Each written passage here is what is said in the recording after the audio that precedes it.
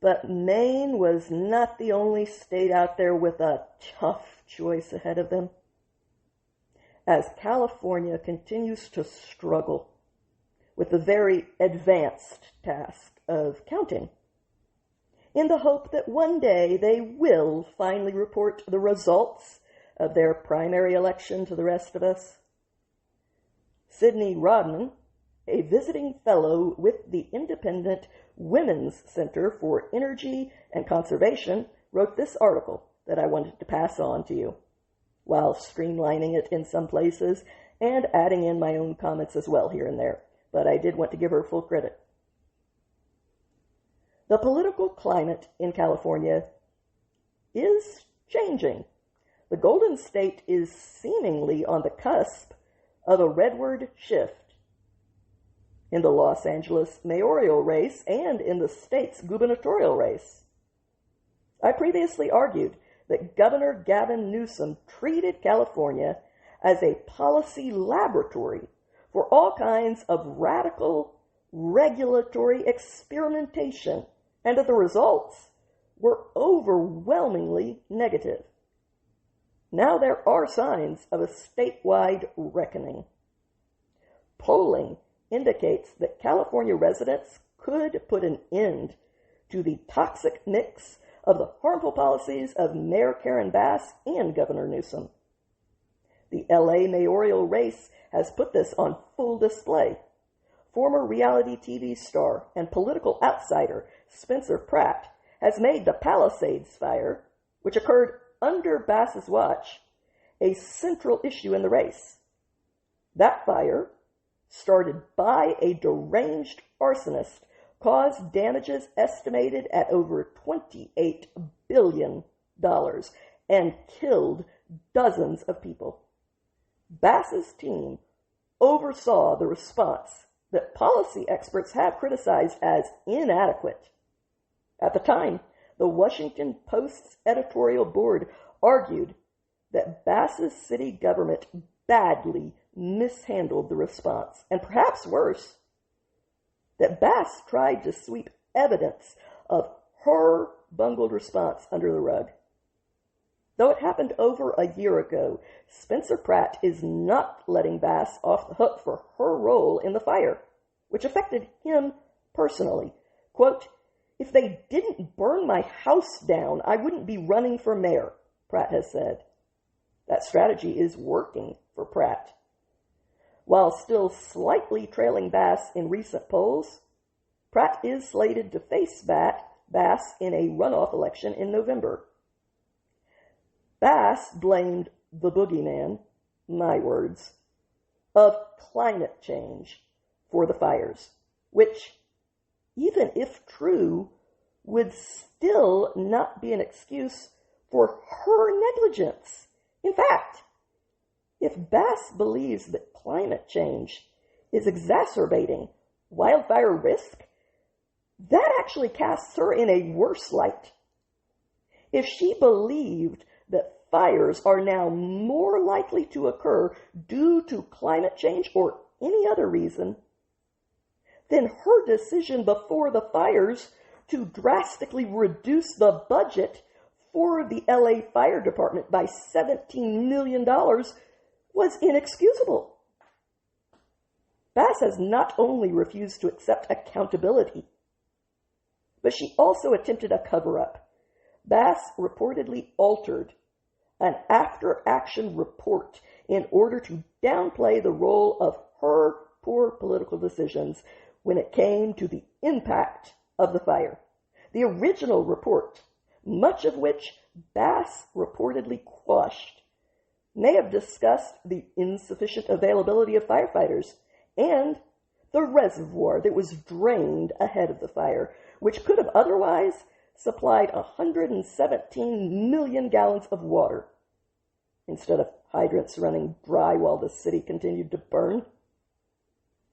Solely focusing on Bass, though, misses the larger point. In California, ideologically driven leftist policies have prioritized environmental regulations over brush clearing measures. faster vegetation growth translates to higher fire risk. Californians know this, but they have long faced an uphill battle in clearing brush from public land. As a general rule, California doesn't clear brush from public lands for environmental reasons, and residents must apply for a permit to do so, a lengthy and cumbersome process. This is what happened in the Palisades fire. Having not been cleared from public lands abutting residential areas, brush plants, which are evolutionarily engineered to burn, contributed to the fire's rapid spread. Californians know that politicians are at least partly to blame for mismanagement and for the poor policy making that cost over 20,000 of them their homes in early 2025. That is why Democrats are at risk of losing their grip on power in California at the gubernatorial level too. Republican candidate Steve Hilton is surging in polls among Californians and could become the first Republican to be elected as governor of California in 2 decades. And Hilton is not tiptoeing around these fire prevention issues. To the contrary, he is leaning in with ambitious proposals to use remote sensing technology and drones to detect and stop fires before they spread out of control. At the same time, Hilton has condemned California officials for putting ideology before people. Hilton has noted the California Coastal Commission also blocked fire prevention and mitigation measures in the exact hills that just burned in order to protect a few thousand specimens of the Bronton's milkvetch shrub. He also got Californians' attentions with his claims that the LA wildfires were not a natural disaster, but rather a man-made disaster. Thanks to common sense axioms like these, he is currently the front-runner in the race, much to the chagrin and surprise of California's Democrat establishment. California is a solid blue state and has been for many years. A red wave there would mean a red wave could be possible anywhere. And apocalyptic scenes of wildfires, which are the most striking example of many policy failures in that state, are getting voters' attention like never before. But then something very strange happened overnight in Los Angeles, and the entire internet definitely noticed it. When the world went to sleep, Spencer Pratt was closely trailing Karen Bass, and the unpopular socialist Nithya Raman was a very distant third. But then both women miraculously saw their total votes surge by over 10,000 votes each, while the sun was down and people were asleep, supposedly including the counters in California. Meanwhile, Spencer Pratt, the only candidate with a plan, a specific plan, to address the collapse of a city that is currently drowning in vagrancy, methamphetamine, human feces, horrific animal abuse, public nudity in front of schools, and fire damage, supposedly received 0, and I do mean 0, votes out of the more than 20,000 that were counted that night. For him to receive not 1 vote is statistically impossible. It's fraud, and it's not even subtle. Meanwhile, In the gubernatorial race, as the week drew to a close, only 60% of the ballots had been counted, with several million votes still waiting to see which way they will need to be counted in order to rig the results. Until then, no one knows who is advancing to the runoffs for mayor or for governor. We may not know for weeks to come, or at the rate that California operates at, we may not even know before the next ice age hits. What we do know is that with the extra time that is being racked up, there is some very fishy manipulating of the count going on. This is all only possible because California's voting system is the most mail-in dependent voting system in the entire country. Every registered voter automatically receives a ballot in the mail rather than going to the polls. This leaves an enormous amount of room for fraud, tampering, illegal voting, as there are many voters on those register rolls who are not legally allowed to vote. We'll get back to that in a moment. It leaves room for votes getting lost in the mail when they vote for the wrong person, etc. Plus, the whole election is held hostage as votes continue to be accepted for up to 7 days after Election Day. After that, counties then get weeks and weeks beyond that point to verify signatures and process everything. Election Day in California is just a starting pistol for a bureaucratic marathon that only ends whenever that state finally decides that their mess is now done and has worked out the way that they want it to. The predictable consequences are not a coincidence, as Republicans routinely lead on election night only to watch their margins dissolve as weeks of supposed late mail-in ballots magically roll in and allegedly flip the entire race upside down, conveniently enough. Officials wait to call their elections until just enough of their iffy blue mail-in ballots come through, and the results consistently benefit only one party, despite the polls showing very different numbers. Other states have their shit together, and there is no hanky-panky that is eroding confidence in our elections there. Eroding confidence until people give up in despair being Communism 101. Florida, for example, processes over 10 million votes in a single evening while using paper ballots, and they provide same-day results.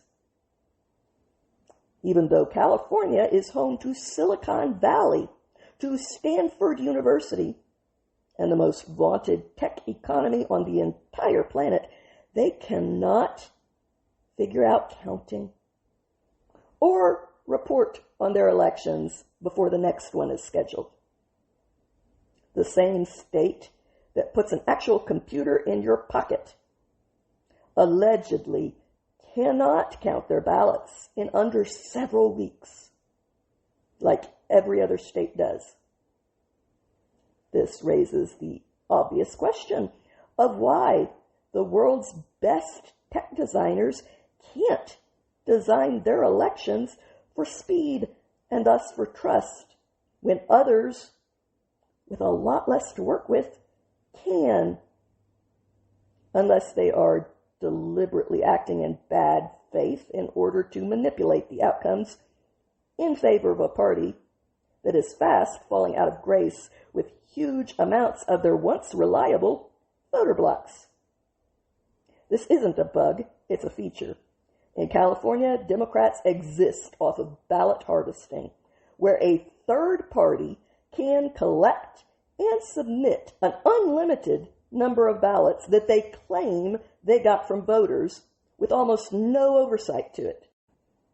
Harvesters that are hardly unbiased or uninvested in the results, including unions, chapters of the Democratic Socialists of America, activist networks, homeless service groups, and every other soulless facet of the left-wing apparatus. They know exactly which precincts and which populations to harvest and which ones to avoid. It is not random or evenly spread. It is only done for the voters that are likely to favor them, and they know precisely when to submit the votes to ensure that they are counted when it will maximize their impact, which is usually when they see how far behind they are and they know how many votes they need to claim were discovered somewhere like Easter eggs. Republicans, as a matter of record, do not do likewise, especially at this scale, and that is not an accident either.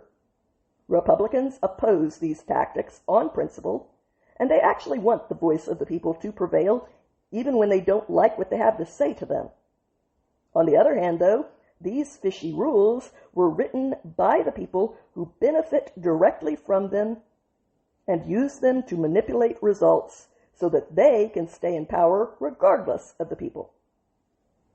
And no voter ID requirements for mail-in ballots, plus rubber-stamped signature verification done under pressure, which is also deliberately created by this inefficiently tangled knot, gives you a system where the people that are delivering and counting the votes have way more power than the voters do themselves.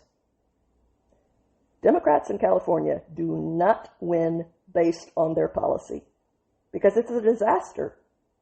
And even Democrats acknowledge that. They don't win based on persuasive messaging because their message consistently is, like it or shut up. They don't win based on the will of the people because they are too terrified of them to just hold a normal election with none of this room for hanky-panky. California Democrats stay in power with a deliberately complex but highly organized harvesting operation combined with a catastrophe that is their voter registration rolls. Another feature, not a bug. A recent lawsuit exposed that there were 873,000 inactive ghost voters that were still on California's voter rolls. Of those nearly million floating votes, 150,000 had been inactive for 4 or more consecutive elections, meaning that for them to still be on the rolls was a direct violation of the National Voter Registration Act, a federal law that California, like so many others, has simply decided not to follow, even though that decision is illegal. Los Angeles County alone supposedly has 5.8 million registered voters, a figure that exceeds the total population of most American states and defies every reasonable demographic analysis of that area. Yet these same register recorder offices that get $336 million a year and pay their top officials almost $500,000 a year cannot seem to keep their voter lists anywhere close to clean in exchange for their extravagant salary. Maybe because they know which party is buttering their bread. These inflated, unaudited rolls provide plausible deniability for any questionable ballots that come in. They make large-scale harvesting easier, and they create the conditions under which late discoveries of votes during close races can at least appear to theoretically be an administrative processing error rather than blatant manipulation. Even though deep down, we all know better. When a system refuses, for no reason, to purge ghost voters, but simultaneously spends lavishly on ballot processing infrastructure, you are not watching a case of negligence. You are watching blatant strategy. Combine all of it, registering voters without ID verification first, sending ballots to every registered voter, regardless of whether or not they can legally vote, no ID requirements for mail-in ballots, unlimited harvesting with minimal oversight, unmonitored drop boxes that can be tampered with, ballots that continue to be counted weeks after election night takes place, and rolls packed with hundreds of thousands of illegal, ineligible, or inactive voters. And the result is a system where accountability is impossible by design for the people to enforce. And no one trusts anything that happens. And like I said, destroying trust is communism 101. But still, people are not stupid. We do see what is going on, and we can connect the dots when they are this glaring and draw rational conclusions. And those conclusions are that American leftists would rather engineer outcomes inside the political machine that built them than abide by the will of the people. And if Californians allow themselves to be erased by them, then they deserve their fate, which will be to live in very expensive hellholes, watch a mass exodus of those with the money to leave, lose your electoral votes in the next census, and fade into the state that was once the closest thing to paradise into an irrelevant, zombie land ghost state.